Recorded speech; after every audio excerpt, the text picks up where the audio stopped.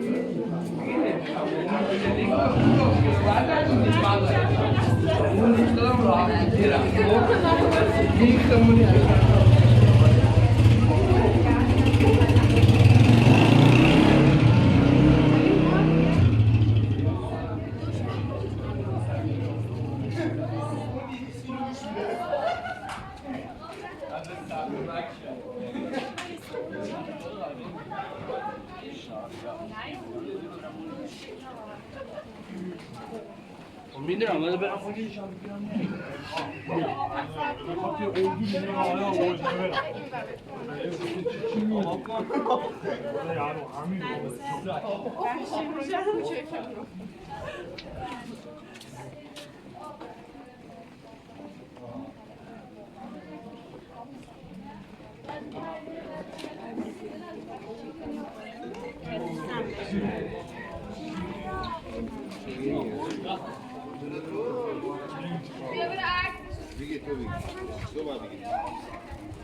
باشه پیداش میکنم باشه اینجا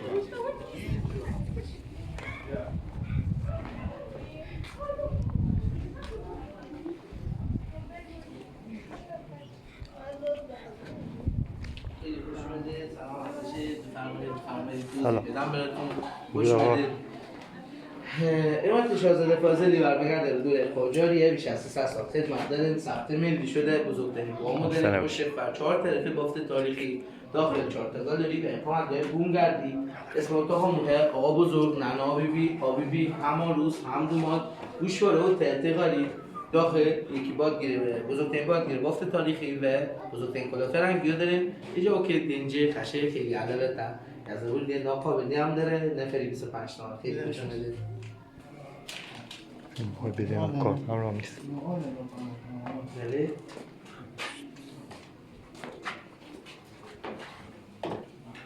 آقا تخفیف یه از هم بدید.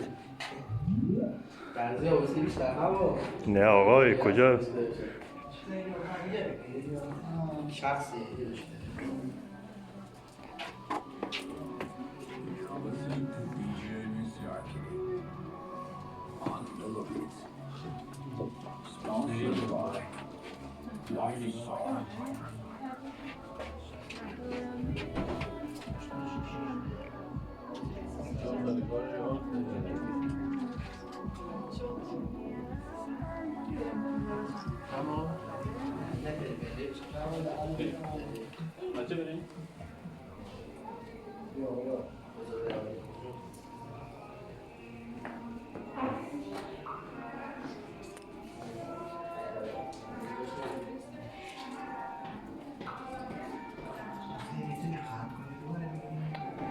همینی